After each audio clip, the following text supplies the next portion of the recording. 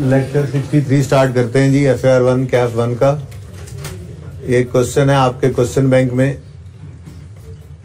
Question number 8। Homework में कौन सा क्वेश्चन दिया था आपको?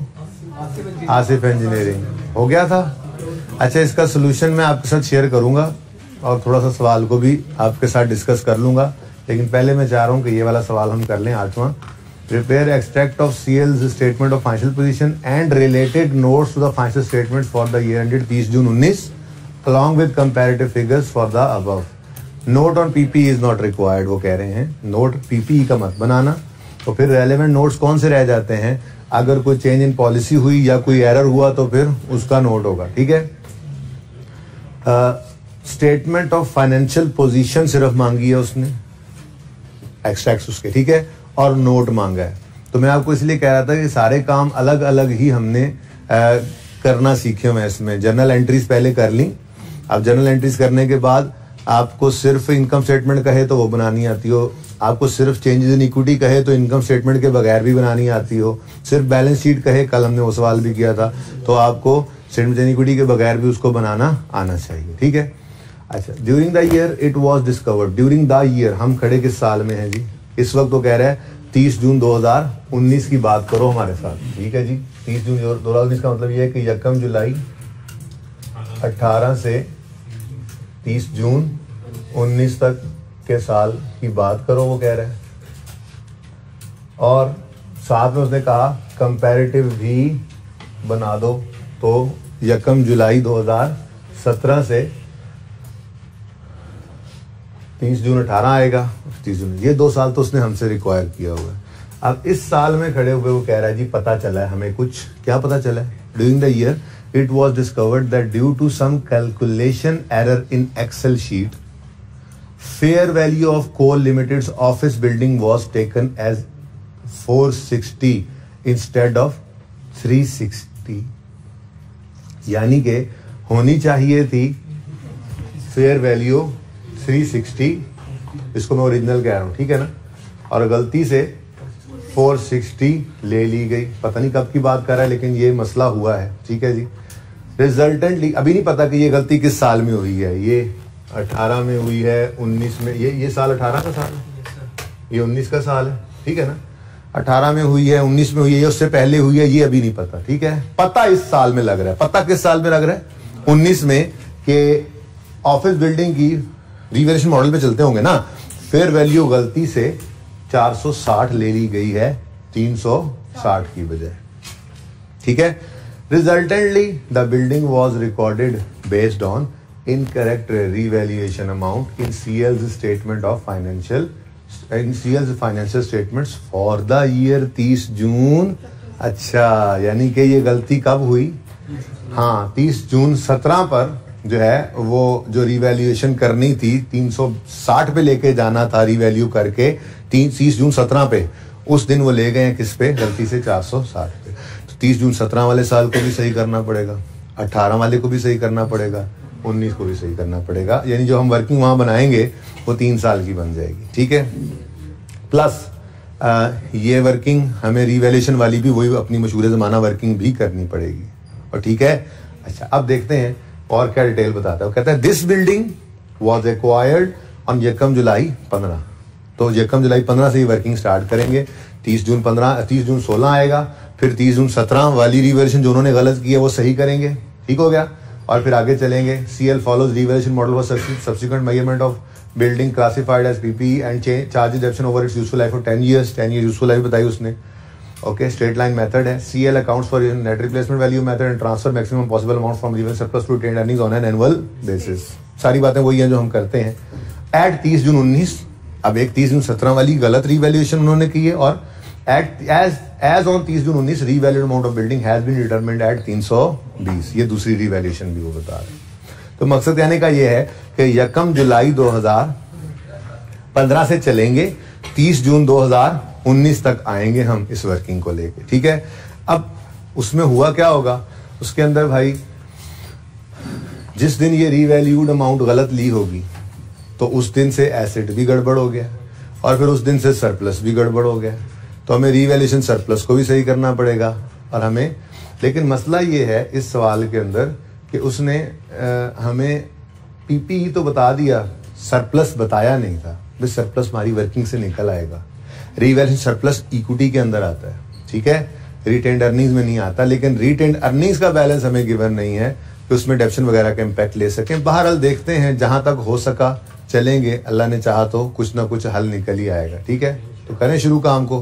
मैं तो कहता हूँ आप ही शुरू करें। 1 जुलाई 2015 से इसकी वर्किंग शुरू कर दें और कोशिश करके पहले तो 30 जून 17 तक आप आएंगे सही लेकर, जो बुक वैल्यू आप निकालेंगे, फिर आप उसकी गलत वाली रीवैल्यूड अमाउंट लिख के सरप्लस निकाल लेंगे। उसके बाद फिर आपने साइड पे वर्किंग शुरू करनी है उसी के आगे, और सही कोशिश तो करेंगे। 30 जून 17 तक तो आए, फिर देखते हैं।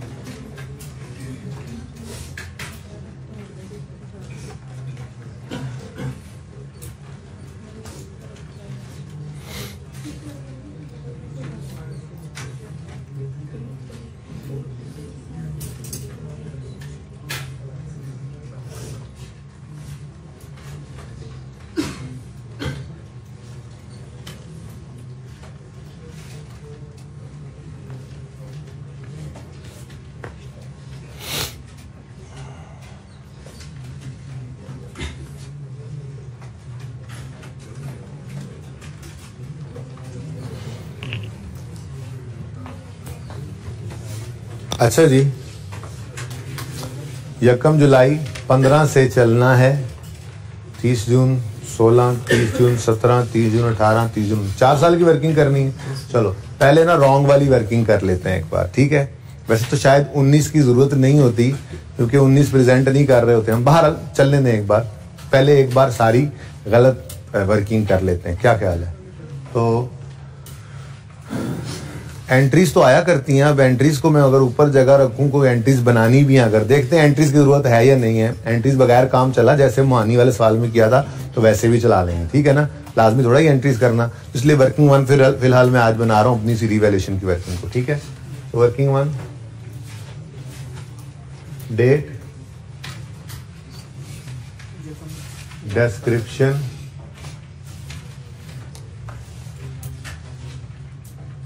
एसेट का नाम क्या है, बिल्डिंग,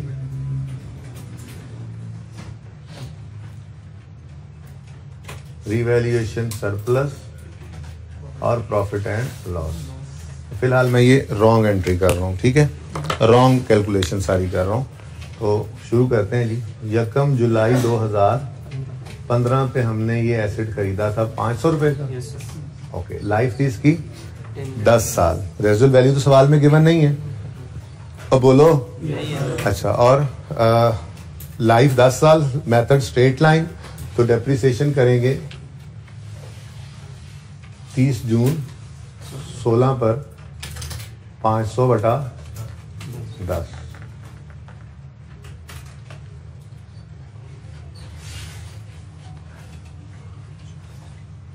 अच्छा जी, कितनी आ गई डेप्शन, 50 की, और 450 बुक वैल्यू आ गई। फिर 30 जून 17 आएगा, डेप्रिसिएशन करेंगे, स्ट्रेट लाइन मेथड है, फिर 50 से, तो बुक वैल्यू आ जाएगी 400 रुपये। यहाँ तक तो भाई सही आया होना है ना? ओके, 400 रुपये ये हमारी बुक वैल्यू आ गई 30 जून 17 पर। अच्छा, अब हुआ क्या, इस दिन हम फिलहाल रॉन्ग की बात ही कर रहे हैं, ठीक है? ये सारा मैं रॉन्ग वाला ही कर रहा हूं।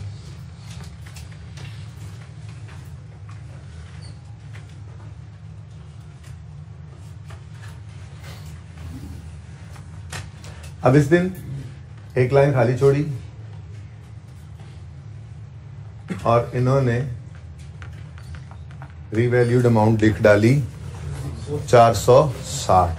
गलती से ये लिख दी थी ना, तो 460 लिख दी इन्होंने खैर से, और 60 रुपए का रीवैल्यूएशन सरप्लस रिकॉर्ड कर ले। गलती भी चेक करो ना, अपने मतलब की किया ना। तो ये रीवैल्यूड अमाउंट ले गए हैं ये, और रीवैल्यूएशन सरप्लस बैलेंसिंग निकल आया। पता नहीं अब दरअसल क्या बनता है, लेकिन फिलहाल ये हो गया। अब चूंकि ये एक बार गड़बड़ हो गई है, और ये गड़बड़ शुरू कब हो रही है? 17 के साल से हो रही है, ठीक है ना? 15 और 16 ठीक थे, 15 से शुरू हुआ और 16 में पहला साल ठीक था, ठीक है? दूसरे साल की डिडक्शन तक भी बात ठीक थी, लेकिन जो एंड पे काम हुआ है ना, ये गड़बड़ हो गई है, ठीक है? आगे बढ़ते हैं, अल्लाह खैर करेगा। अब 30 जून 18 आएगा, डेप्रिसिएशन की होगी इन्होंने 460 डिवाइड किया होगा 8 से, क्योंकि 2 साल गुजर चुके इस दिन खड़े होकर। 1 जुलाई 15 वगैरह एसेट आया है, तो 30 जून 16, 30 जून 17, 2 साल गुजर गए, 10 में से 2 गए, रिमेनिंग 8 हैं। तुम इतने दिनों बाद कहाँ से आ रहे हो भाई? ये तुम रेड स्वेटर वाले? हाँ हाँ, नहीं तुमने छुट्टियां पहले की थी ना? अच्छा, मुझे अभी तक वही लग रहा है। अच्छा जी, हाँ भाई 58 ये लगे जाएगा सेशन के एंड तक ये। तो बुक वैल्यू बाद में निकालेंगे, साथ ही 60/8 ये भी हो गया जी।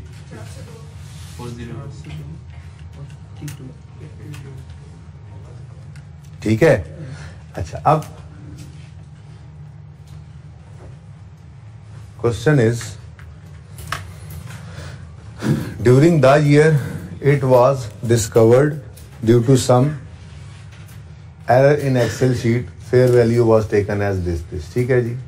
और the building was recorded based on incorrect revaluation amount in CL's financial statement for the year 30 जून 17। इसमें गलत हो गया। 18 में भी गलती आ गई होगी, ठीक है।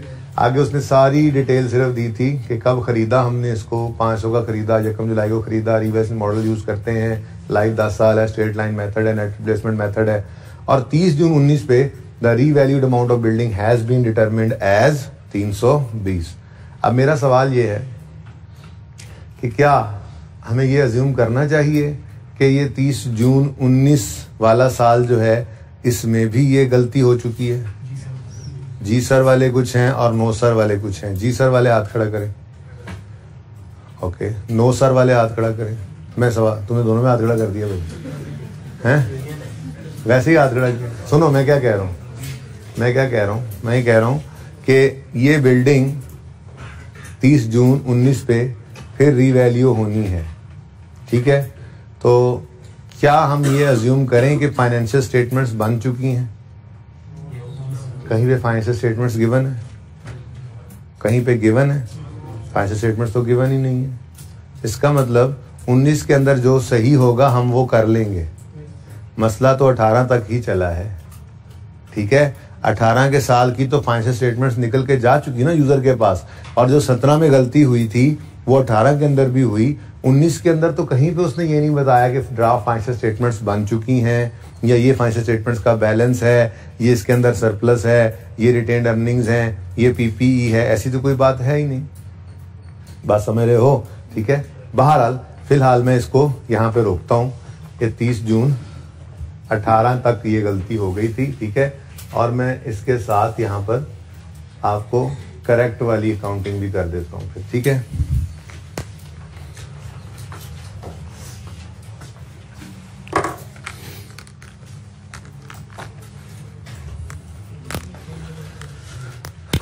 उसी तरह से लिख लें जरा ब्लू से, building revaluation surplus profit and loss, और ये करेक्ट होना इस तरह से चाहिए था भाई, बाकी तो सारा सही आ रहा है, ठीक है। बिल्डिंग 500 थी, 50 ही डेप्रीशिएट होकर 450 आई होगी, फिर 50 ही डेप्रीशिएट होकर 400 आई होगी। यहाँ तक तो कोई लड़ाई नहीं थी, लड़ाई तो यहाँ पे शुरू हुई जब इन्होंने यहाँ पर एक लाइन खाली छोड़कर 460 लिखा था, जबकि होना चाहिए था किधर गया 360। तो अगर ये 360 होता दोस्तों तो यहाँ पर 40 का लॉस आता, सरप्लस कुछ ना आता बल्कि 40 का लॉस आता, ठीक है जी। और ईयर एंड पे फिर आपको इस 360 को वर्किंग ना करूं तो काम चलेगा। चलो यहाँ पे कर ही देता हूँ, 60/8 जरा करीब करीब कर देते हैं, और 60/8 ये ब्लैक वाला इनकरेक्ट वाला हो गया, ठीक है। और साथ ही मैं ये अगली ब्लू की वर्किंग यहाँ पे कर देता हूँ, बाकी तो जरूरत नहीं पड़ी थी जी। 360 डिवाइडेड बाय 8 करना था और 40 डिवाइडेड बाय 8 करना था जी।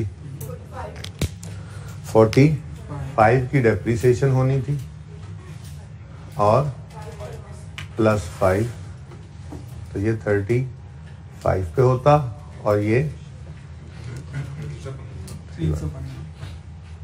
ठीक है, सही हो गया। तो चलो ठीक है, मैंने माना कि आपको आगे की बात क्लियर नहीं हो रही, लेकिन हमने 18 और 19 को तो सही करना है, बोलो। तो 18 तो हमारे सामने आ गया ना, 18 ये पड़ा हुआ है हमारे सामने। 17 की डेप्रीसिएशन डिफरेंट, मतलब 17 के एंड पर मसला है और 18 के अंदर डेप्रीसिएशन वगैरह का मसला है, ठीक है। मैं अगर सिर्फ इम्पैक्ट से निकालना चाहूँ तो वो भी निकाल सकता हूँ, लेकिन मैं आपको 2 मिनट देता हूँ, आप ट्राई कीजिए, ठीक है जी। साल ये हैं 3 हमारे, 17 से गलती शुरू हुई है, उससे पहले कोई नहीं थी गलती, इसलिए उसको कुछ करने की ज़रूरत नहीं है। 18 का साल हमें रिक्वायर्ड है और 19 का साल भी हमें रिक्वायर्ड है। कुछ इस तरह का मामला है, ज़रा चेक करें आप, कुछ समझ में आती है या नहीं बात, उधर ही रखें ताकि देखें बच्चे और ट्राई करें। ये देख लो कि हमारा अल्टीमेट ऑब्जेक्टिव क्या है। हमारा अल्टीमेट ऑब्जेक्टिव क्या है? Coal limited statement of financial position extracts हैं, थोड़ा सा नकल तो करा दूं ना। एज ऑन 30 जून 19, और इसमें आपको 30 जून 19 पता नहीं करना पड़े या ना करना पड़े, ठीक है, लेकिन 30 जून 18 और 30 जून 17 में बहरहाल गड़बड़ है, ठीक है। फिलहाल मैं इस 19 को मिटा रहा हूँ, जरूरत पड़ी तो लिख लेंगे, क्योंकि अभी तक तो मैंने वर्किंग को भी यहीं रोका हुआ है, ठीक है। अब एक चीज इसमें है, property plant and equipment. Building जो है वो प्रॉपर्टी प्लांट इक्विपमेंट में ही है ना, उसने यहाँ पे नाम प्रॉपर्टी प्लांट इक्विपमेंट ही यूज कर लेना, सिर्फ बिल्डिंग क्या कहना, प्रॉपर्टी प्लांट एंड इक्विपमेंट है, ठीक है। हो सकता है कोई शॉर्टकट हो सकता है कोई गड़बड़ करनी पड़े, देख लेंगे आप। फिर दूसरी चीज यहाँ पर हिट हो रही है डेप्रीसिएशन, हाँ रीवैल्यूएशन सरप्लस भी है, ये 2 चीजें इक्विटी के अंदर रीवैल्यूएशन सरप्लस आ गया, और वो जो डेप्रीसिएशन वगैरह का फर्क है रिटेन्ड अर्निंग्स को भी हिट कर रहा होगा। थोड़ी सी नकल करवाइए आपको कि हमारा मतलूब वाओ मकसूद यही है। उसके बाद जो नोट शोट है ना वो यहाँ पे बना लेंगे, टेंशन नहीं लेनी उसकी, ठीक है। नोट मैं बाद में बनाऊंगा, उसकी बात भी बाद में करेंगे, लेकिन जरा तरतीब बना दी आपके सामने। Notes to the financial statements और फॉर द ईयर एंडेड 30 जून 19, लेकिन आपको ये बताया हुआ है कि 30 जून 19 भी हो तो 30 जून 19 के साल में एरर करेक्शन नोट के अंदर 30 जून 19 को प्रेजेंट हम नहीं करते, तो 30 जून 18 ने आना है और 30 जून 17 ने भी आना है, ठीक है, नोट के अंदर, ठीक है। लेकिन यहाँ पर नोट नंबर कोई भी लगा दो, नोट नंबर 15 ऐसे ही, पर पीपीई का नोट मत बनाने बैठ जाना, क्योंकि उसने खुद मना किया है। उसने कहा ना रेलेवेंट नोट्स बना दो, तो कोई अक्लमंद ये करता रेलेवेंट नोट्स में तो फिर पीपीई भी है, और वो सही करता शायद, पीपीई का नोट भी बना देता। उसने कहा पीपीई का नोट मत बताओ, उसके अलावा नोट्स, उसके अलावा फिर क्या है, करेक्शन ऑफ एरर नोट है, तो एरर करेक्शन नोट भी यहाँ पर बनेगा इंशाल्लाह, बाद में बनेगा। फिलहाल तो ये सिर्फ आपको मैंने थोड़ा सा बताया कि ये हमारा सोल्यूशन कुछ इस तरह से चलेगा। फिलहाल तो आप मुझे 30 जून 17 और 30 जून 18 के बारे में कुछ कर दीजिए, ट्राई कीजिए।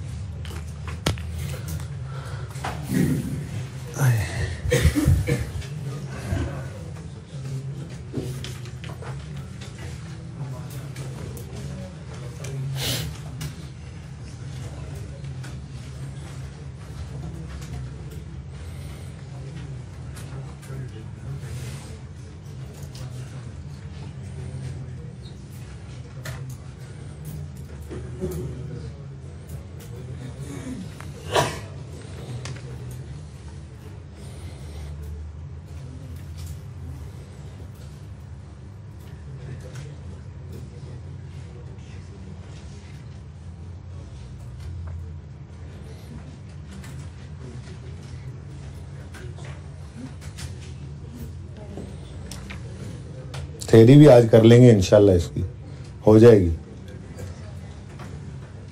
आज टॉपिक इंशाल्लाह ये क्वेश्चन चलते रहेंगे इसके, जैसे होमवर्क में क्वेश्चन दे दिया, अगले दिन डिस्कस कर लिया, टाइम मिल गया तो टेस्ट में सवाल आ गया उसको डिस्कस कर लेंगे। लेकिन कैश फ्लो इंशाल्लाह कल हमने स्टार्ट करनी है, और कल अगर टाइम ना भी मिला कुछ डिस्कस करने का IAS 8 का, क्योंकि पहला लेक्चर आपको पता है हर टॉपिक का इंपॉर्टेंट होता है, उसमें जरा लेंथी डिस्कशन हो जाती है, तो पूरा टाइम सिर्फ उसी पे लगाकर अगर हमने कल ये ना भी कुछ छेड़ा IAS 8 को, तो बहरहाल बाद में साथ साथ चलता रहेगा 5-10 मिनट 15 मिनट जब तक क्लियर ना हो। लेकिन आज इंशाल्लाह प्रिंसिपली इसको खत्म कर देंगे हम, बचा कुछ नहीं है इसमें।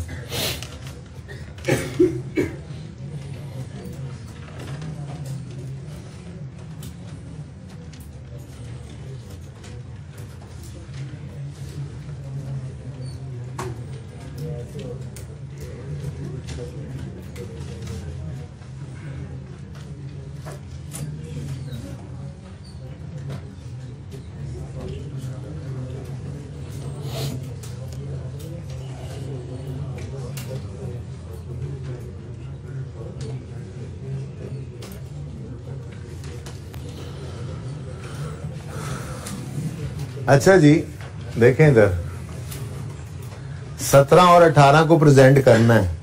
पता नहीं आप किस परेशानी में पड़े हुए हैं, पता नहीं आप किस परेशानी में पड़े हुए हैं, इतनी देर से पता नहीं क्या सोच रहे हैं।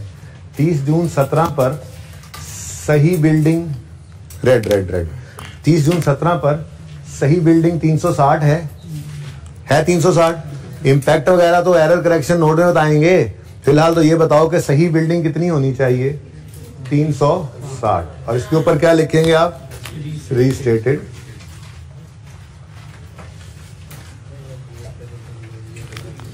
ठीक है, फिर 18 की सही बिल्डिंग 30 जून 2018 पर 315 है, और इम्पैक्ट वगैरह तो फिर निकालते रहेंगे।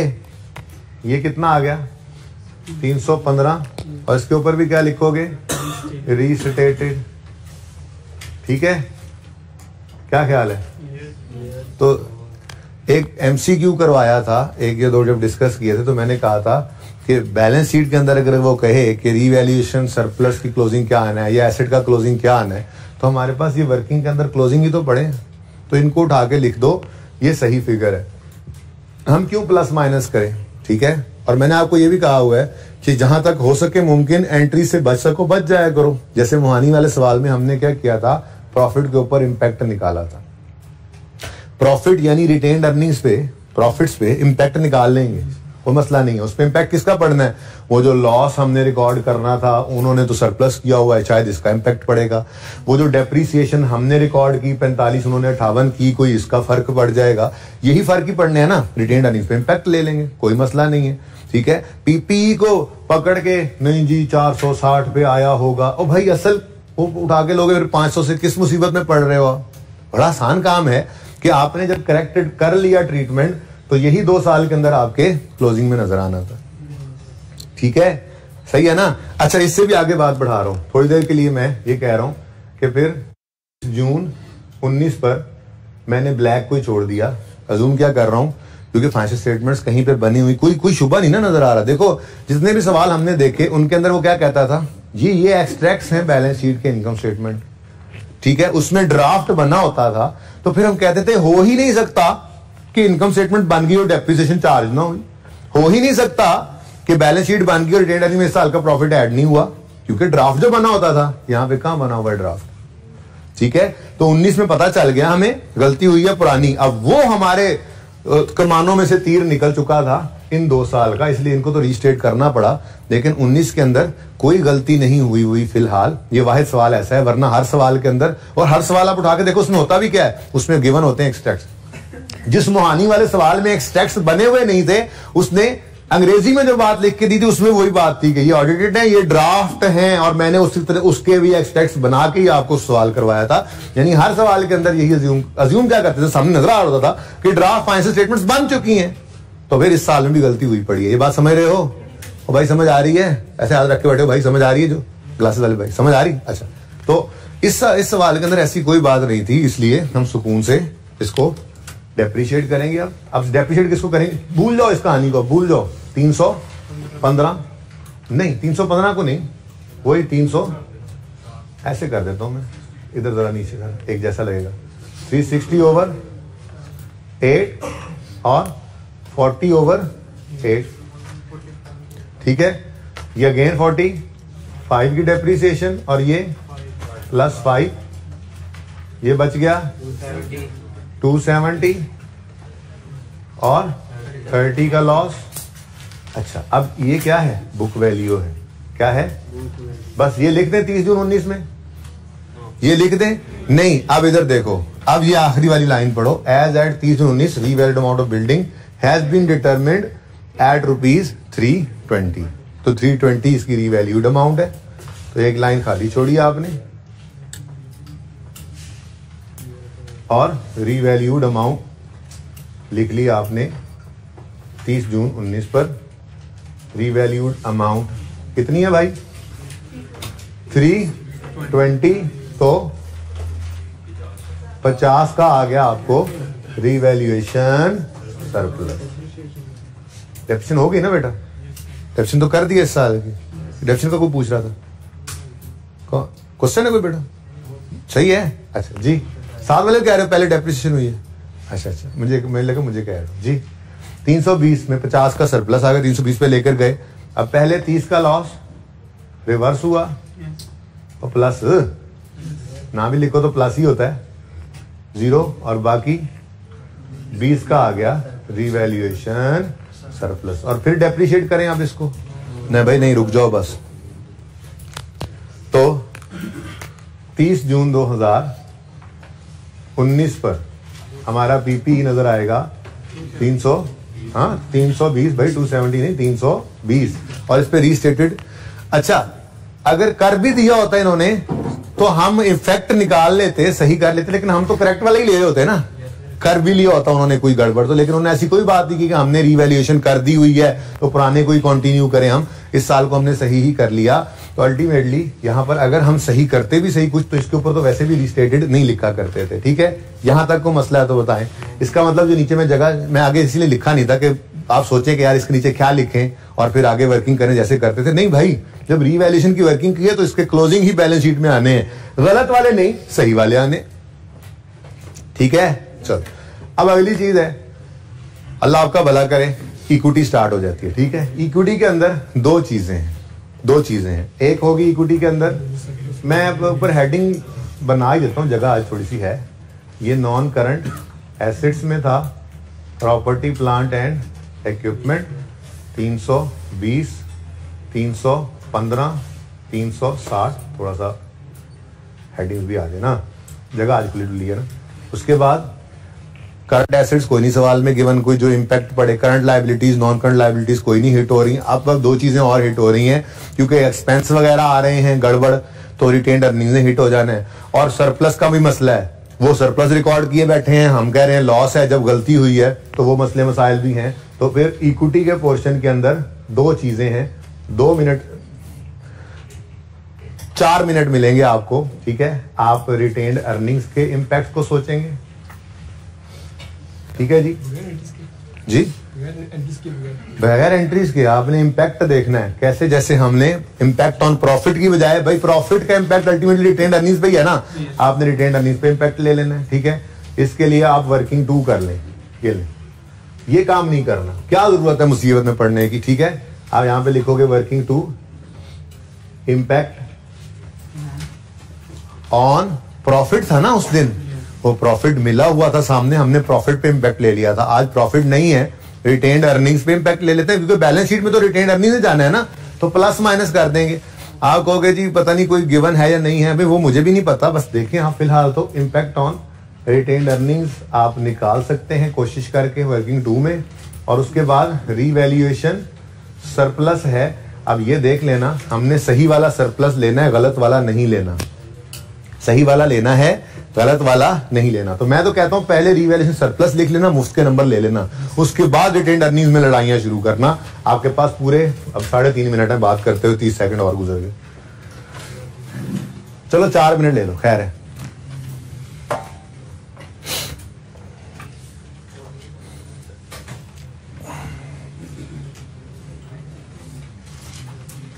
माइक नहीं चल रहा वो वाला, ये ग्लास वाला चल रहा है कि नहीं चल रहा भाई? तो गूंगे हो जाके किसी ने कह देना, किसी को मैसेज कर दें भाई, आमिर भाई किसी को मैसेज कर दें, फूंके तो आ रही हैं उसमें।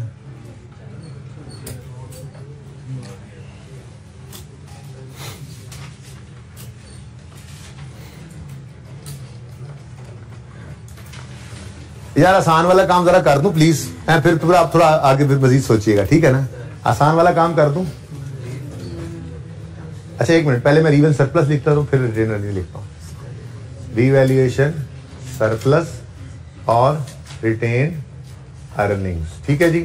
अच्छा हाँ भाई, रीवैल्यूएशन सरप्लस देखो सही वाली बैलेंस शीट देनी है यूजर को, सही वाली बैलेंस शीट देनी है। उन्होंने 2017 में 60 का सरप्लस रिकॉर्ड किया था, जो कि गलत था।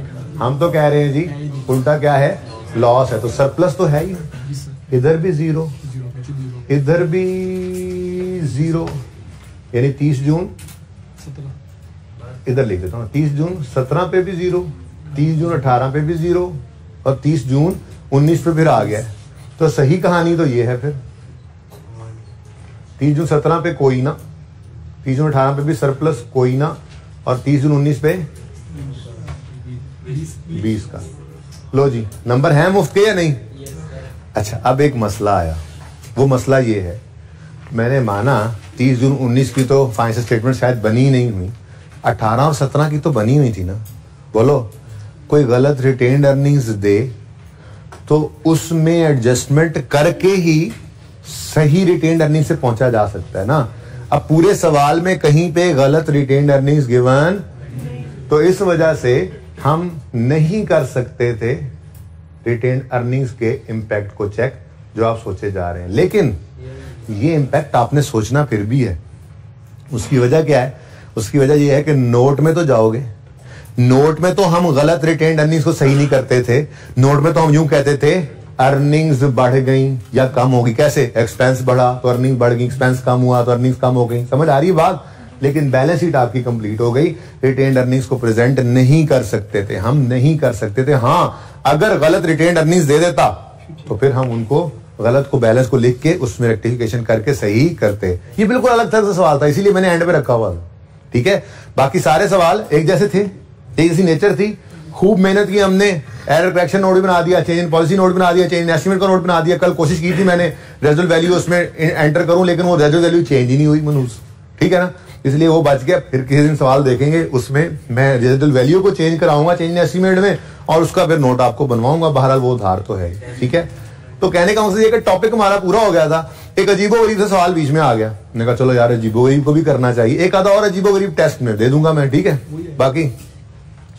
बाकी ये है बाकी आसान है टॉपिक। ठीक है, तो भाई ये तो मामला हल हो गया, ये कहानी खत्म हो गई है, ठीक है। रिटेन्ड अर्निंग्स का बैलेंस बनाना है या नहीं बनाना? रिटेन्ड अर्निंग्स का बैलेंस यहाँ पे शो कर ही नहीं सकते क्योंकि गलत रिटेन्ड अर्निंग्स गिवन नहीं है। देखो ना, आपने इम्पैक्ट तो नहीं बताना भाई, ये आपको समझ नहीं आ रही बात, जरा ध्यान से सुनो। बैलेंस शीट में हम ये तो नहीं बताते रिटेन्ड अर्निंग्स इतने से बढ़ गई या कम हो गई, क्या ख्याल है? रिटेन्ड अर्निंग्स बैलेंस शीट में तो नजर आती हैं एज ऑन इतनी अर्निंग्स पड़ी हैं, वो गलत दी होती तो हम प्लस माइनस करते, इतने से बढ़ी इतने से कम हुई इस एडजस्टमेंट की वजह से, और अब इतनी सही वाली रिटेन्ड अर्निंग्स हैं, ये हम नहीं बता सकते यहाँ पे, ठीक है ना। इसलिए इसको यहाँ पे प्रेजेंट नहीं करना। सोल्यूशन में देखोगे तो आपको ये नजर ही नहीं आएगी, ये लिखा हुआ नजर ही नहीं आएगा, सिर्फ दो चीजें नजर आएंगी, पीपीई और रिवैल्यूएशन सरप्लस। लेकिन मैंने ये लिख कर क्वेश्चन मार्क डाला ताकि आपको याद रहे कि ये हो नहीं सकता था, ठीक है। अब अगली बात, एरर करेक्शन नोट के अंदर आपने पहले अंग्रेजियां मारनी है।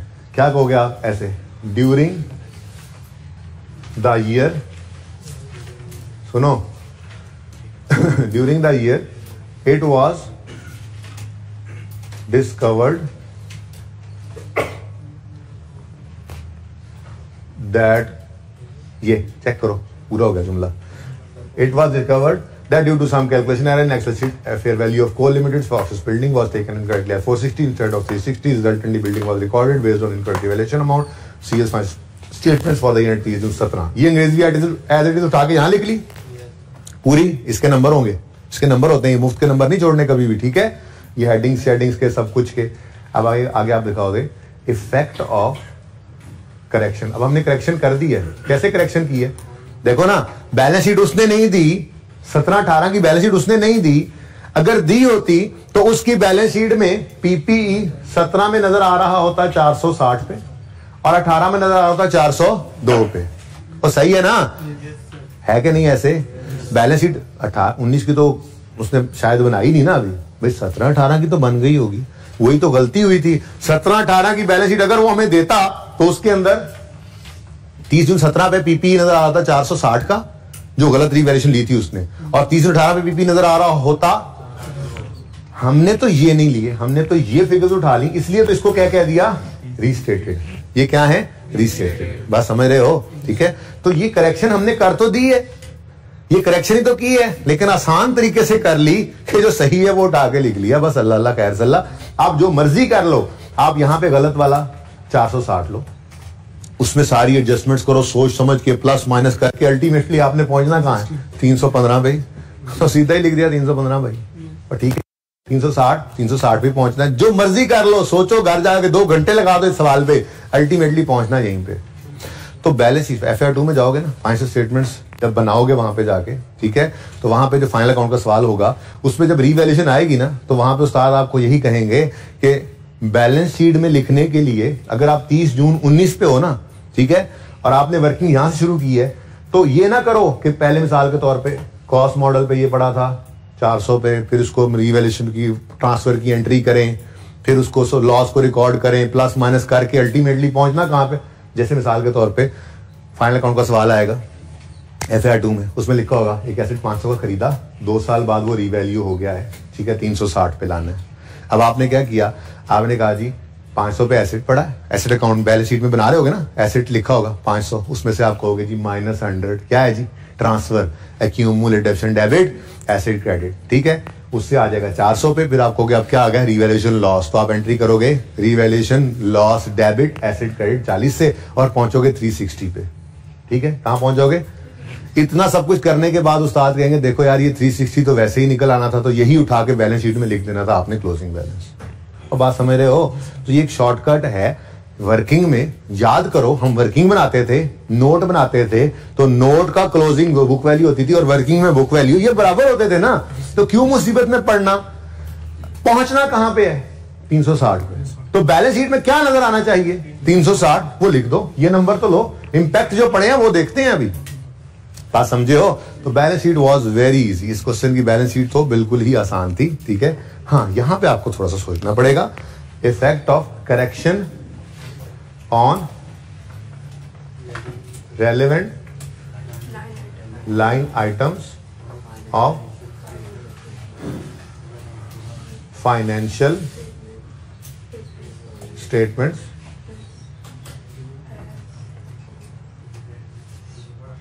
आर एज फॉलोज, और इसके अंदर statement of items affecting, statement of पूरा लिखना है आपने पर्चे में, कंप्रीहेंसिव इनकम। अभी तक देखें, देखना जरा प्लीज प्लीज सब बच्चे देखना। 30 जून 19, 30 जून 18, इनकम स्टेटमेंट 2 साल की बना करती है ना, लेकिन एरर करेक्शन नोट हो तो इससे जान छूट गई। ठीक है, और इस पूरे सिनेरियो के अंदर मेरे ख्याल में तो आइटम अफेक्टिंग इनकम स्टेटमेंट शायद डेप्रिसिएशन होगी या कोई रिवैल्यूएशन लॉस वगैरह होगा, क्योंकि अब सचमुच में 4 मिनट दूंगा, ठीक है ना। अब ये तो अब एंड है, अब इसके बाद तो सवाल खत्म हो जाना, इसलिए अब आपने ट्राई करना है। वो मैंने कहा यार पता नहीं क्या सोची जा रहे हैं, चलो आसान सा काम है, कम करने वाले काम की तरफ आए, ठीक है। और ऐसे ही आप आइटम्स अफेक्टिंग बैलेंस शीट जब लेंगे,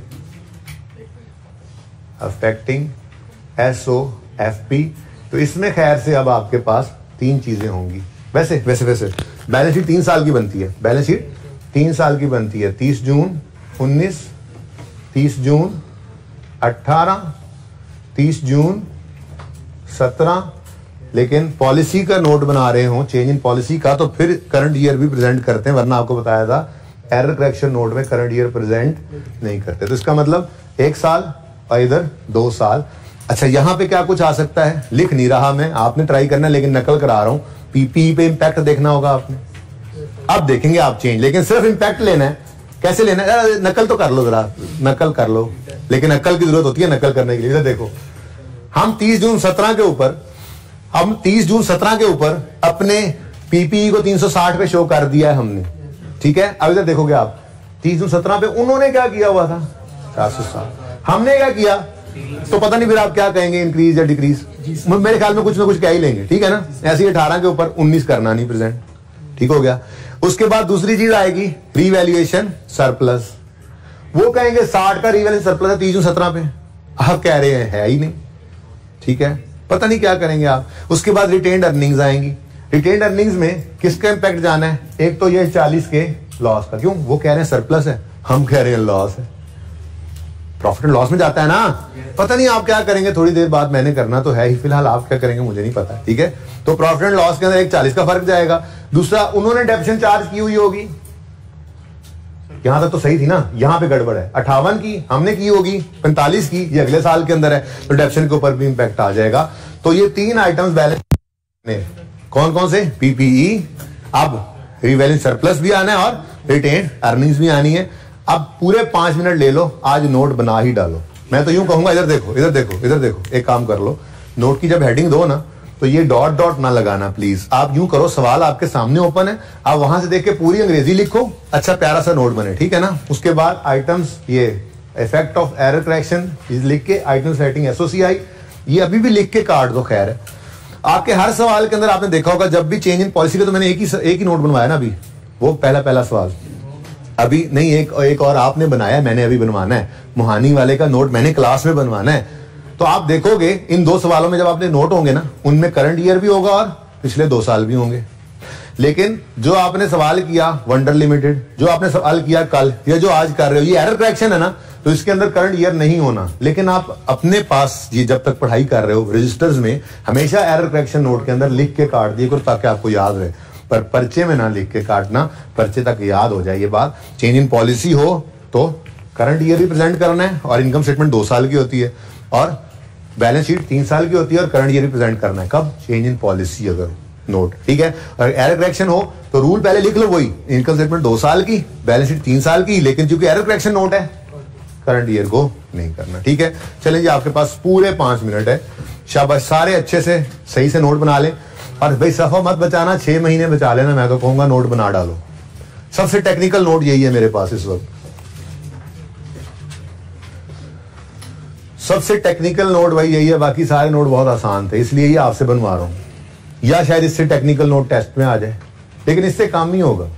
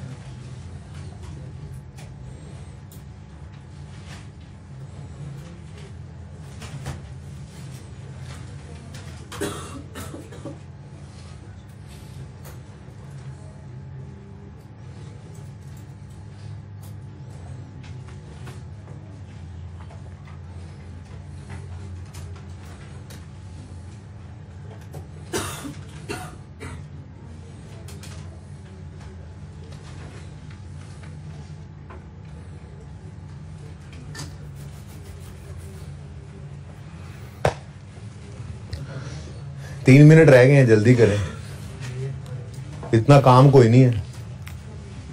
ये सवाल को मैं अब छुपा रहा हूं क्योंकि सवाल तो सारा आपके सामने है। मैं जरा थ्योरी को देख लूं कि कितनी देर लगानी है हमने।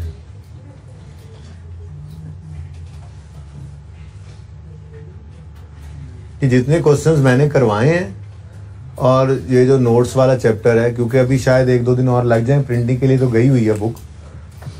मैं फोटोकॉपियर के पास भी ये रखवा देता हूँ और आपको सॉफ्ट में भी भिजवा देता हूँ, ठीक है ना। जितने क्वेश्चंस करवाए हैं ये चैप्टर में, ठीक है, और जो थ्योरी होगी आज इंशाल्लाह कोशिश करता हूँ।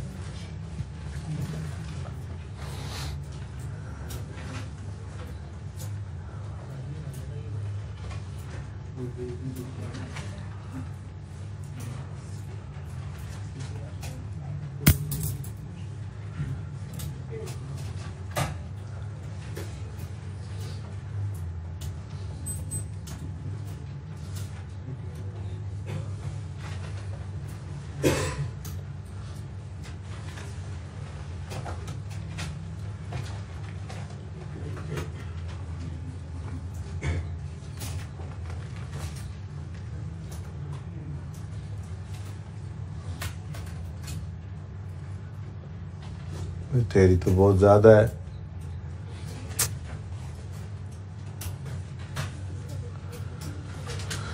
अल्लाह अकबर।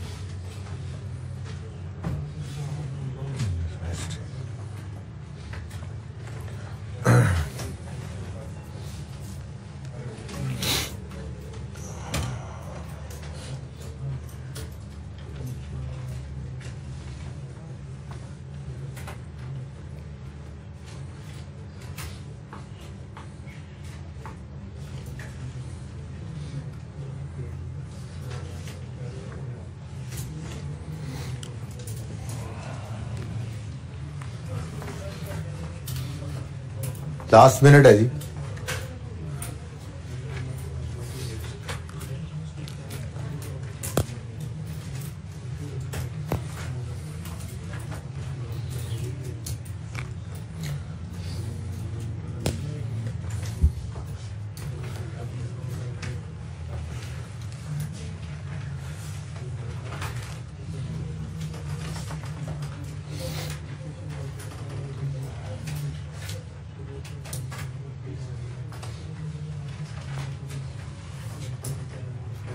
अच्छा जी, इधर देखें,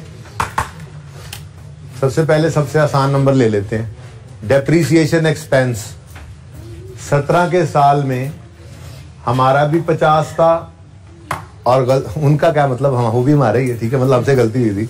गलत में भी जो हुआ वो भी 50 की डेप्शन थी 17 में, और सही करें तो वो भी 50 ही थी। कोई मसला यहाँ पे कोई मसला नहीं था।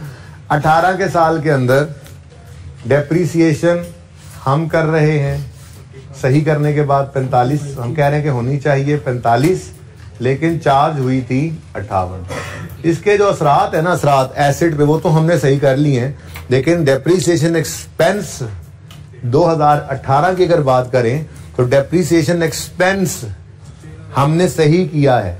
क्या किया है? सही किया है। 58 की डेप्शन चार्ज हम कह रहे हैं नहीं, डेप्शन चार्ज करो 45 की, तो हमने तो सही कर लिया है ना, क्योंकि हमने एसेट को 402 की बजाय कितना लिया हुआ है? 315। तो सारी करेक्शंस करने के बाद यहां पर पहुंचा होगा ना ये ऑटोमेटिकली। ठीक है, तो इसका मतलब डेप्रीसिएशन एक्सपेंस की अगर बात करें तो 17 तो भाई वैसे ही इनकम स्टेटमेंट प्रेजेंट नहीं करना था। ठीक है, और 17 में गलती भी नहीं थी वैसे। ठीक है, वरना रिटेन्ड अर्निंग्स पे तो इंपैक्ट डाल देता ना। बहरहाल डेप्रीसिएशन एक्सपेंस 18 के अंदर हम कह रहे हैं 45 पे लाओ। पहले गलती से हो गया था 58, तो सही करने की वजह से डेप्रीसिएशन एक्सपेंस क्या होगा? डिक्रीज इन डेप्रीसिएशन एक्सपेंस कितना भाई? 13 से। ठीक है, अच्छा अब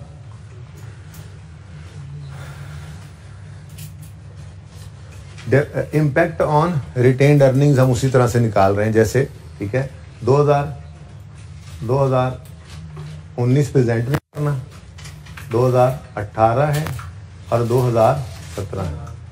ठीक है, तो 2017 के अंदर ये डेप्रीसिएशन का इम्पैक्ट आ गया कितना? सॉरी 17 में नहीं, इसमें 18 में कितना? 13। ठीक है, अच्छा इससे 18 की रिटेन्ड अर्निंग्स हमने क्या करनी है जी? बताओ, डेप्रीसिएशन क्या हुई है? कम। डेप्रीसिएशन क्या हुई है? डिक्रीज इन, यूं लिखे, डिक्रीज इन डेप्रीसिएशन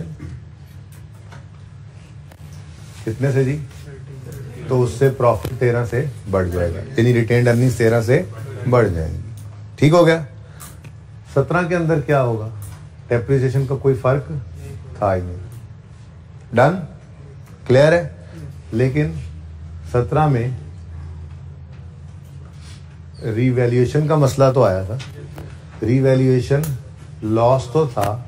ठीक है, और रीवैल्यूएशन लॉस कितना है जी? उन्होंने रिकॉर्ड किया हुआ कुछ नहीं। उन्होंने रिकॉर्ड कितना किया हुआ है? कुछ नहीं। हम कह रहे हैं जी रीवैल्यूएशन लॉस जो था वो 40 रुपए से बढ़ा लो। तो लिखा नहीं मैंने, माजरत। इंक्रीज इन रीवैल्यूएशन लॉस कितना जी? 40 के इंक्रीज से रिटेन्ड अर्निंग्स 40 से कम हो जाएंगी। यहां तक को मसला। आप यूं भी लिख सकते थे कि चलो ठीक है, ऐसे ही सही है, और कोई चीज सोचनी है तो सोचें जल्दी से।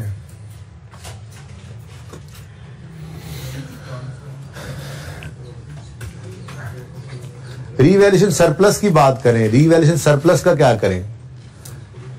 पीपीई की बात करें, पीपीई का क्या करें? मैंने तो मुश्किल वाली बात कर दी, जो आसान बातें हैं वो तो आप बता सकते हैं ना। चलो इस पे आप सोच रहे थे, आपने ये तो बताया होगा कि प्रॉपर्टी प्लांट इक्विपमेंट में क्या हुआ।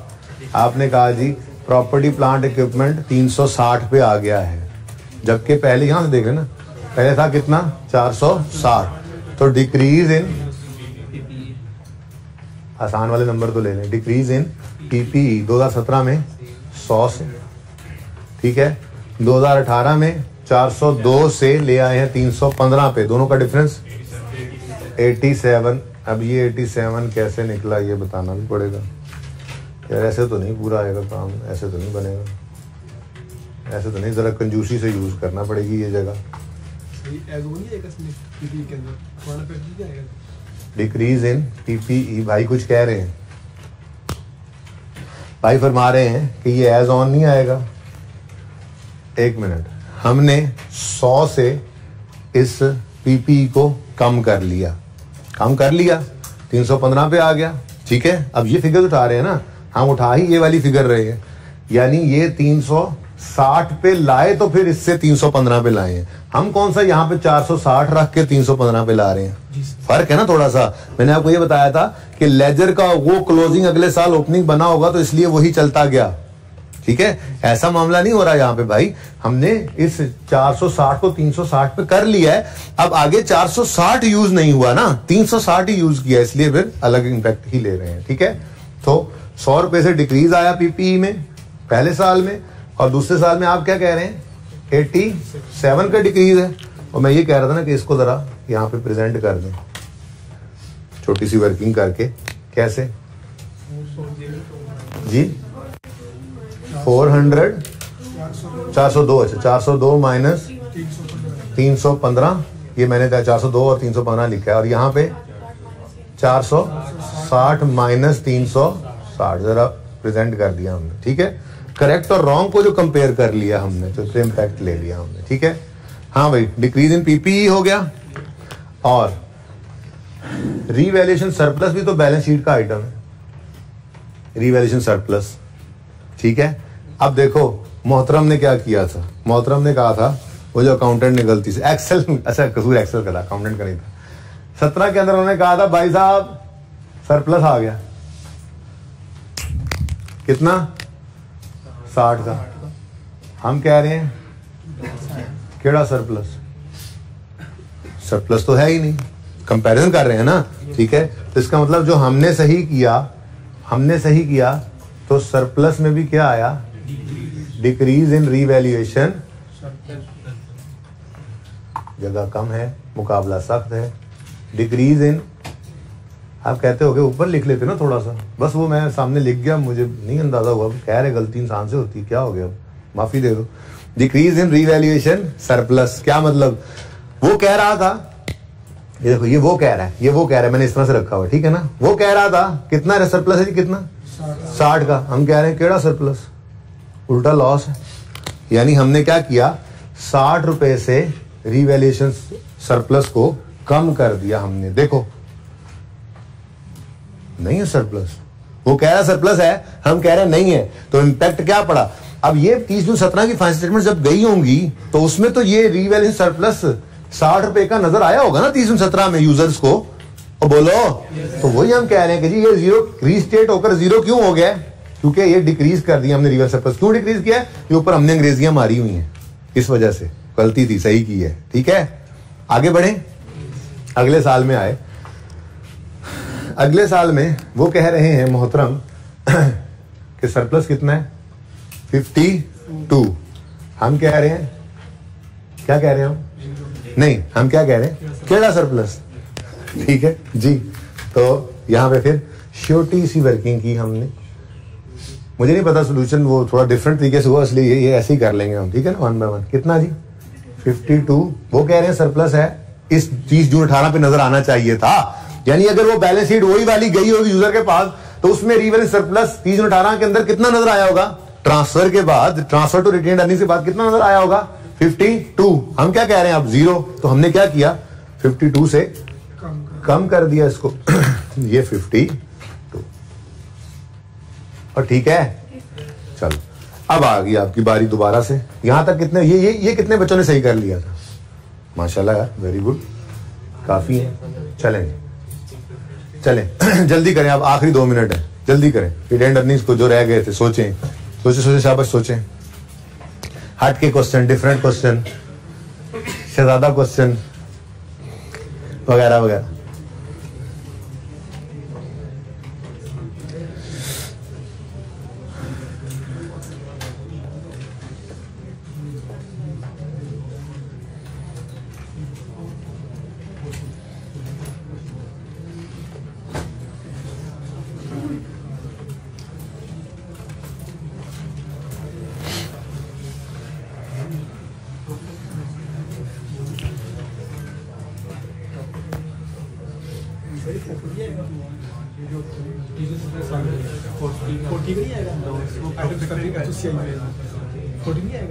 लिख लेते हैं, मेरे ज़हन में नहीं रहा था, लिख लेते हैं।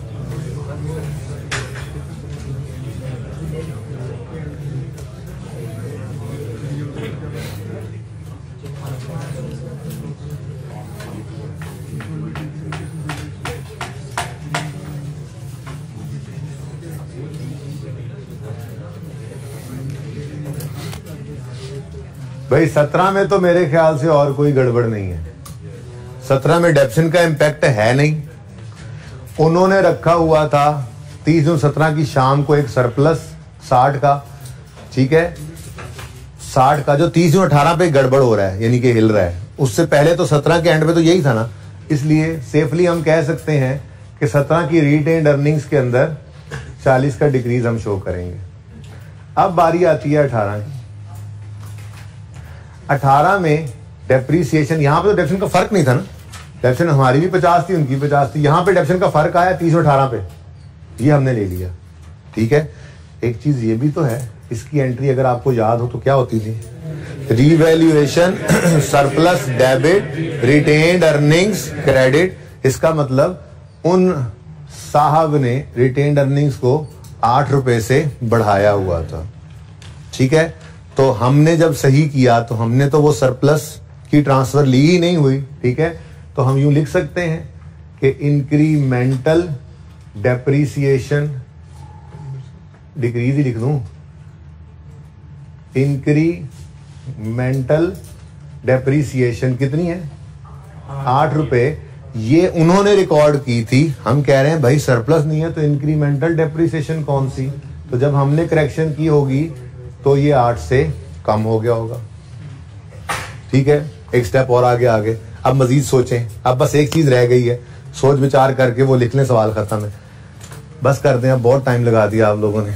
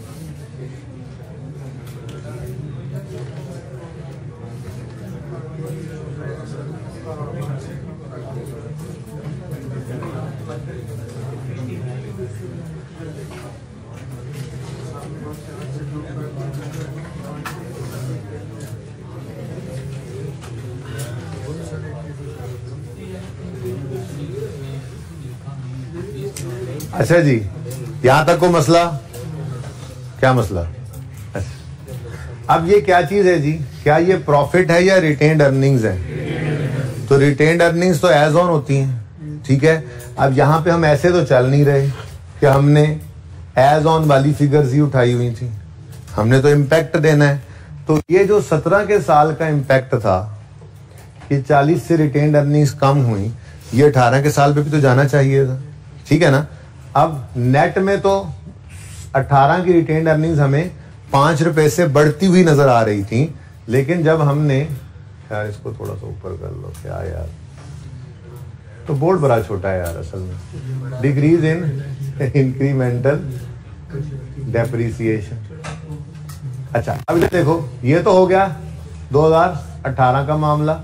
अब ये जो 2017 के अंदर डिक्रीज इन रिटेन्ड अर्निंग्स आया था, इसका इम्पैक्ट 2018 पे आना चाहिए नहीं आना चाहिए? हम तो यहां से कंपैरिजन नहीं कर रहे, रॉन्ग वाली चीज और करेक्ट वाली चीज ये और सही करके लिख लें।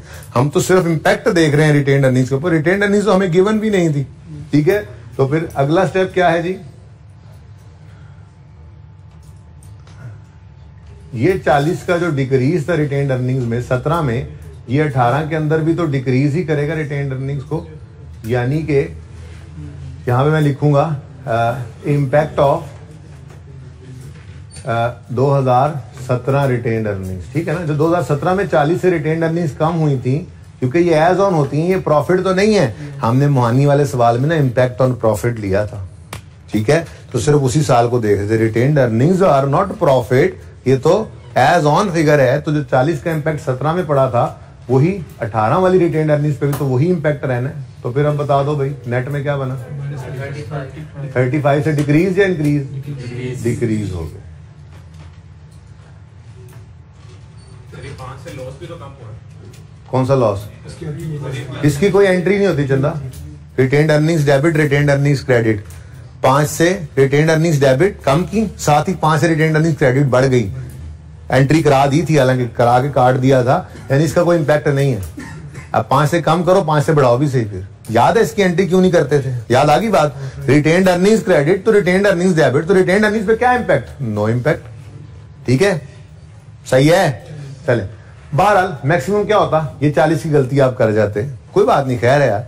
अगर 15 नंबर का सवाल, 12 नंबर का सवाल अगर ये हो, 12-13 नंबर का, 10-12 नंबर का, तो 7-8 नंबर तो आपके आ ही चुके हैं। 1-2 की खैर है यार, कोई बात नहीं। बोलो भाई, रिटेन्ड अर्निंग्स दोनों साल में शुक्र है, वरना 2 दफा लिखना पड़ता। दोनों साल में क्या हो रही है?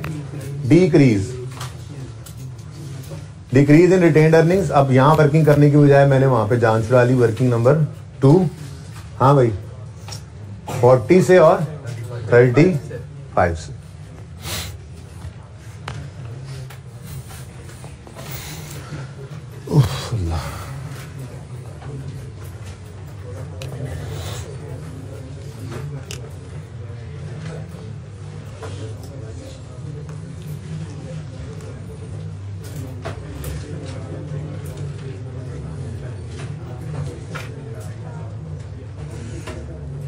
MCQs। अच्छा जी, ले आए ग्रामर में थोड़ी थ्योरी शुरू करते हैं जी। होपफुली 10-1 मिनट में कुछ ना कुछ बातें कर लेंगे, लेकिन MCQs की आज भी इजाजत मैं आपको नहीं दे सकता, ठीक है ना।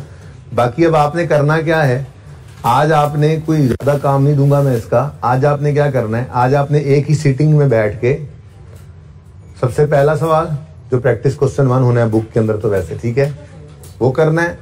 उसके साथ फिर मोहानी वाला सवाल करना है, फिर वंडर लिमिटेड करना है, बस ये 3।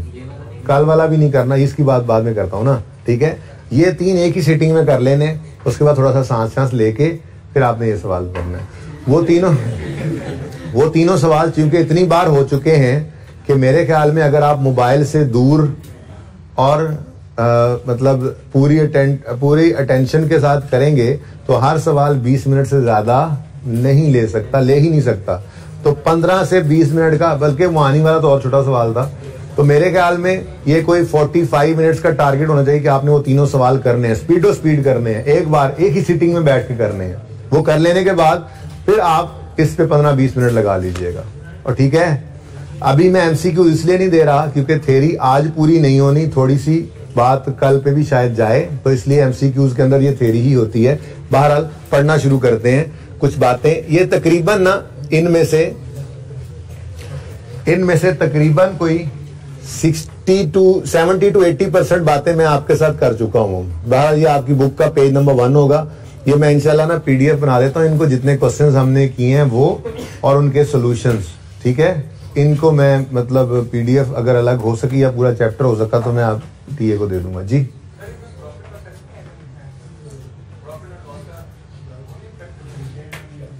नेट प्रॉफिट नहीं ना गिवन भाई, नेट प्रॉफिट पे आपने असर दिखाना है तो बिल्कुल लिख देना चाहिए, ठीक है।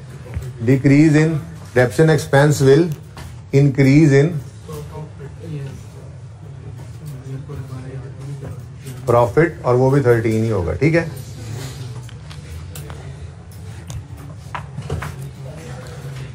ओके अच्छा जी, जरा देखिए जी यहाँ पे क्या लिखा हुआ है। अकाउंटिंग पॉलिसी की बात करते हैं जी सबसे पहले। और अकाउंटिंग पॉलिसी होती क्या है? These are basis, conventions et cetera जो कि यूज कर रहे होते हैं हम फाइनेंशियल स्टेटमेंट्स के अंदर आइटम्स को लेने के लिए। और बेसिस कन्वेंशंस हमें स्टैंडर्ड ही प्रोवाइड करता है। ये डेफिनेशन की हद तक बस यहाँ से पढ़ लेनी है, एक दो बार पढ़ेंगे रस्सी ज़हन में बैठ जाएगी। क्या है जी अकाउंटिंग पॉलिसी? क्या होती है? These are the specific principles, basis, conventions, rules and practices applied by an entity in preparing and presenting financial statements। यानी फाइनेंशियल स्टेटमेंट्स बनाने के लिए जो बेसिस यूज होती हैं। क्या मतलब जी? इन्वेंट्री को FIFO पे रखें या एफको पे? क्या मतलब जी? पीपीई को कॉस्ट मॉडल पे रखें या फेयर रिवैल्यूएशन मॉडल पे? क्या मतलब जी? इन्वेस्टमेंट प्रॉपर्टी को कॉस्ट मॉडल पे रखें या फेयर वैल्यू मॉडल पे? ये सब क्या है? ये बेसिस हैं, कन्वेंशंस हैं, रूल्स हैं, प्रिंसिपल्स हैं। किसके लिए? फाइनेंशियल स्टेटमेंट्स बनाने के लिए। तो जो बेसिस, कन्वेंशन, रूल्स फाइनेंशियल बनाने के लिए यूज होते हैं उन्हें अकाउंटिंग पॉलिसी कहा जाता है। ठीक है और सही है? ये रिप्रोड्यूस करवा ले, बड़ी मुश्किल बात है। ठीक है, बहरहाल ज़हन में बैठ जाती हैं दो तीन बातें तो। Principles, basis, convention, rules used for preparation of financial statements. Examples असल इंपॉर्टेंट चीज है। एग्जाम्पल क्या है? कुछ एक बात की हुई है, कुछ एक नहीं की हुई, जो नहीं होंगी हमारे सिलेबस में, अब पुरानी थी पहले, वो मैं साइड पे कर दूंगा। ठीक है ना? Okay. IAS 2 permits to choose between FIFO and AFCO for stock valuation. Now this is example of accounting policy जो अवेलेबल हैं। अभी मैं अकाउंटिंग पॉलिसी बता रहा हूं होती क्या है। आप FIFO पे भी रख सकते हो, AFCO भी रख सकते हो, जिस पे रखोगे ये आपकी अकाउंटिंग पॉलिसी है। लेकिन अब ये नहीं कह रहा कि सेलेक्ट कर लिया तो क्या करना है, वो तो पहले ज़बानी बताया हुआ है। सिलेक्शन के बाद कंसिस्टेंटली अप्लाई करते हैं। ठीक है ना? बहरहाल example, IAS 2 permits to choose between FIFO and AFCO। तो FIFO और AFCO ये ऑप्शन है IAS 2 ने दिया हुआ कि आप इन्वेंट्री को इनमें से किसी एक पे रख सकते हैं। जिसको सिलेक्ट करेंगे वो आपकी अकाउंटिंग पॉलिसी है। ठीक है। IAS 40 permits to choose between fair value model और कॉस्ट मॉडल। इसने भी इजाजत दी थी। जिसको सिलेक्ट कर लोगे वो आपकी अकाउंटिंग पॉलिसी बन जाएगी। ठीक है। लेकिन इनमें से जो भी सिलेक्ट करोगे वो अकाउंटिंग पॉलिसी की डेफिनेशन बनती है। वो ये बताना चाह रहे हैं अकाउंटिंग पॉलिसी क्या है। बेसिस, कन्वेंशन, रूल्स वगैरह used in preparation of financial statements. मसलन IAS 2 अलाउ करता है, FIFO, AFCO, IAS 40 अलाउ करता है फेयर वैल्यू और कॉस्ट मॉडल। इसको मैं लिखा रहने दें फिलहाल, फिजिकल जिंदगी में काम आ जाएगा। IFRS 9 FAR 2 में चला गया। ठीक है ना? तो FAR 2 से ये नोट्स में इधर लाया हूं, लेकिन ये मैंने उस बुक से, ठीक है, कि मैंने लिखा रहने दिया। बहरहाल कहीं काम आ जाएगा। नोट्स तो अच्छे होने चाहिए ना अपने पास।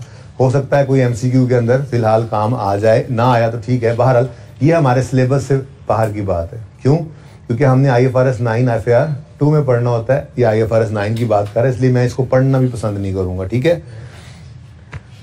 अच्छा, वैसे दिल कर रहा है थोड़ी सी बात कर लूं। जब आप FAR 2 में जाके फाइनेंशियल इंस्ट्रूमेंट्स पढ़ेंगे ना, वैसे थोड़ी सी बात, ठीक है ना?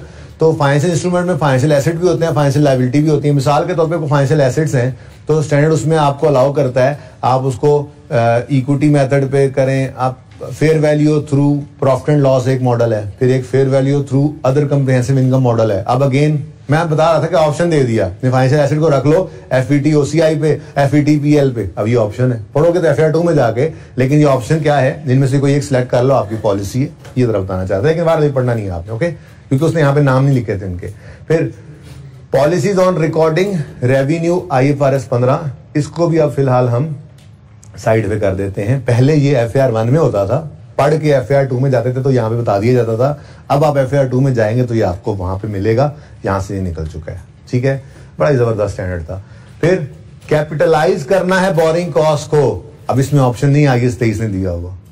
अगर कोई बोरिंग कॉस्ट है, क्या मतलब, अगर आपने कोई क्वालिफाइंग एसेट आप बना रहे हैं, बन रहा है कोई एसेट, और आपने उसके लिए लोन ले लिया है, उस पर इंटरेस्ट पे किया है, तो उसकी कॉस्ट, उसके इंटरेस्ट को एसेट की कॉस्ट में ऐड करना है। 2003 की रिवीजन के बाद ये मस्ट हो गया था। वो सबसे पहला सवाल भी तो हमने यही किया था। ठीक है ना? तो capitalisation of borrowing cost in IAS 23 ये क्या है? इंटरेस्ट को एक्सपेंस बनाने की बजाय एसेट कॉस्ट में ऐड करो। ये अकाउंटिंग पॉलिसी तो है। ठीक है। Examples, expensing out research in IAS 38, इसको भी आप फिलहाल नहीं पढ़ेंगे। तो आपके लिए 6 में से सिर्फ 3 एग्जांपल्स है, ठीक है जी, वो काफी हैं। बाकी एक चीज यहां पे नहीं लिखी हुई जो आपको बड़ी हैरान कर रही होगी, वो ये कि IAS 16 भी तो कहता है कॉस्ट मॉडल और रिवैल्यूएशन मॉडल, उसका नाम यहां नहीं आया, उसकी बात आगे करते हैं, ठीक है ना। असल में ना बात क्या आगे करनी है, थोड़ी सी बात बता ही दूं आपको, इसी 2 सफ़े बाद बात आनी है। IAS 16 पता है क्या कहता है, IAS 8 पता है क्या कहता है, IAS 8 कहता है ये जो कॉस्ट मॉडल और रिवैल्यूएशन मॉडल का ऑप्शन है ना, अगर आप कॉस्ट मॉडल पे थे और रिवैल्यूएशन मॉडल पे चले गए हैं तो ये चेंज इन अकाउंटिंग पॉलिसी तो है, लेकिन इसकी ट्रीटमेंट IAS 16 से ही पूछो, मेरे पास मत आना। इसलिए उसने यहां पे लिखा ही नहीं एग्जाम्पल्स में। बात समझे हो? यानी परेशान ना हो, परेशान तो हो जाना चाहिए था ना आपको। अगर मैं कहूं कि पॉलिसी है कॉस्ट मॉडल और रिवैल्यूएशन मॉडल, IAS 16 ने ऑप्शन दिया हुआ है, now this is the selected model is your accounting policy. अब आप कहते हो जी हम पहले कॉस्ट मॉडल पे थे, हम फिर रिवैल्यूएशन मॉडल पे गए, आपने तो चेंज इन एस्टीमेट की अकाउंटिंग की हुई थी उसमें। क्या मतलब, पिछले सालों को तो नहीं छेड़ते थे आप बस उस साल को और उससे आगे सही कर लेते थे।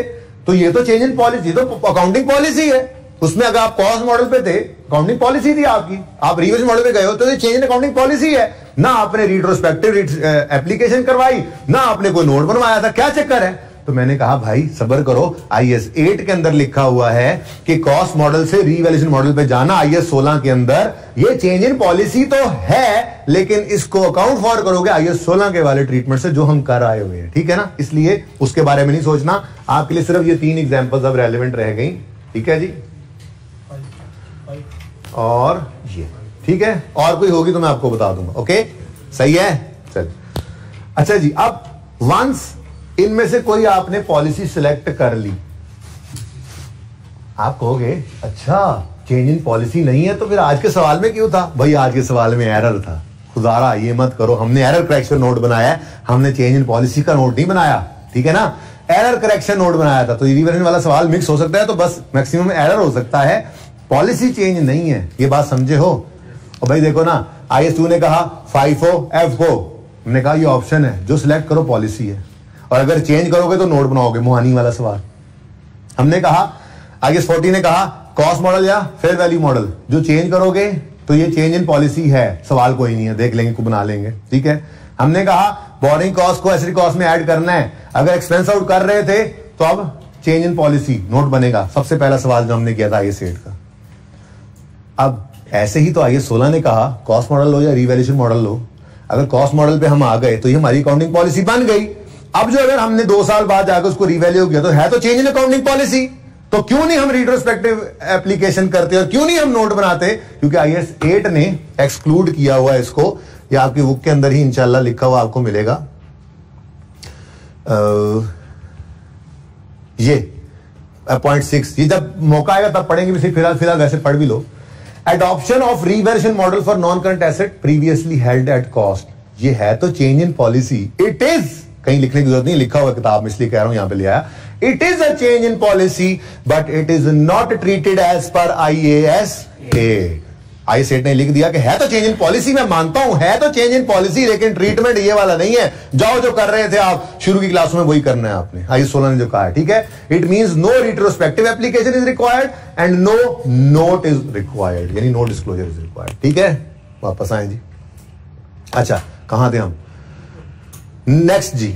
अब एक बार जो आपने पॉलिसी सिलेक्ट कर ली, मैंने आपको बताया था पॉलिसी सिलेक्ट कर लो, उसको कंसिस्टेंटली अप्लाई करना है, उसको चेंज करने की सिर्फ 2 ही सूरतें हो सकती हैं, बताया था आपको, सारी अंग्रेजी यहां लिखी हुई है, ज़बानी को बताया था, क्या या तो स्टैंडर्ड ही बदल जाए या फिर मैनेजमेंट ये डेमोन्स्ट्रेट कर सके कि ये ज्यादा बेटर प्रेजेंटेशन, ठीक है। पढ़ो क्या कहता है, selection of accounting policy, apply relevant IFRS। अच्छा अकाउंटिंग पॉलिसी क्या मतलब, इन्वेंट्रीज है ना, इन्वेंट्रीज आपके पास, आप क्या करो, सबसे पहले तो ये देखो इन्वेंट्रीज को ट्रीट कर रहा है तो कोई स्टैंडर्ड है रेलेवेंट, अगर वो नहीं है तो फिर कोई मिलता जुलता स्टैंडर्ड, जैसे IAS 16 PPE पहले आया था टेंजिबल्स का, इंटेंजिबल्स के लिए कोई स्टैंडर्ड नहीं था, जब तक वो नहीं आया था तो हम क्या करते थे अकाउंटेंट्स, हम पता नहीं कब वो जो अकाउंटेंट्स करते थे, ठीक है, वो क्या करते थे, वो सिमिलर पहले देखते थे IAS 38 इंटेंजिबल का कोई स्टैंडर्ड है, स्टैंडर्ड तो नहीं था उस वक्त तक जब IAS 38 नहीं आया था, जो आपने FAR 2 में पढ़ना है, फिर वो कहते थे कोई मिलता जुलता है तूने कहा था हाँ ये 16 टेंजिबल्स का है, बस मिलता जुलता ही है, उसी के ऊपर इसको काउंट आउट फॉर कर लो। अगर कोई मिलता जुलता स्टैंडर्ड भी ना हो तो फिर हम वापस जाते हैं फ्रेमवर्क की तरफ, ठीक है। वो फ्रेमवर्क क्या है वो इंशाल्लाह पढ़ाऊंगा आपको।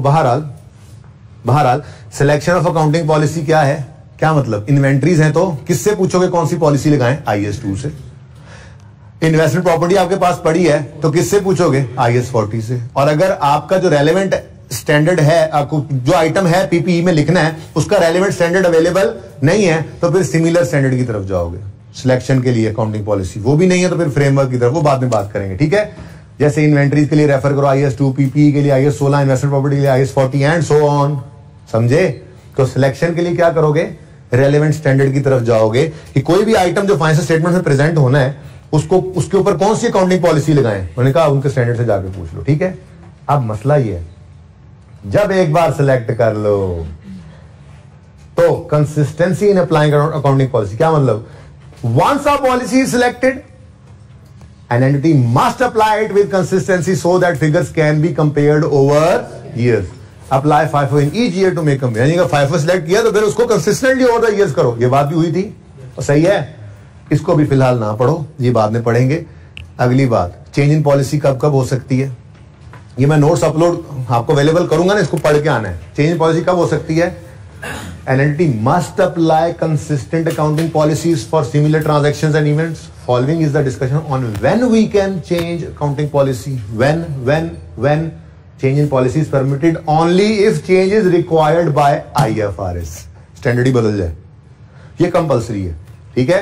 तो एग्जांपल क्या, revise IFRS now requires borrowing cost to be capitalised, ये एग्जांपल्स पढ़ के आनी है। लाइफ वो खत्म हो गया, ठीक है, ऑपरेटिंग लीज अब रहा ही नहीं, ये IFRS 16 आपके सिलेबस में नहीं, इसको रहने देना, ठीक है।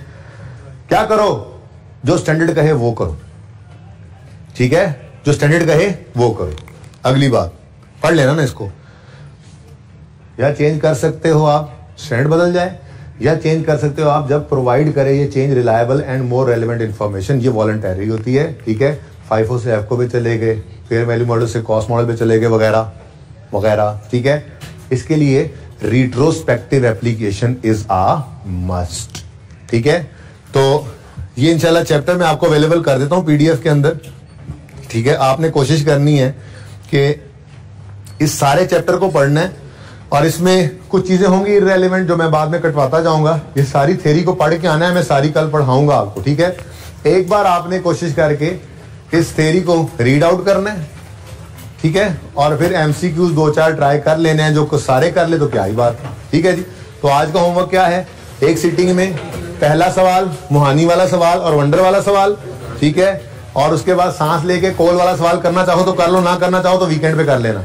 ये सारी थ्योरी पढ़ के MCQs को अटेम्प्ट करना है, इंशाल्लाह कल इस पे बात होगी। कल वैसे कैश फ्लो स्टार्ट कर देना है मैंने। अल्लाह हाफिज।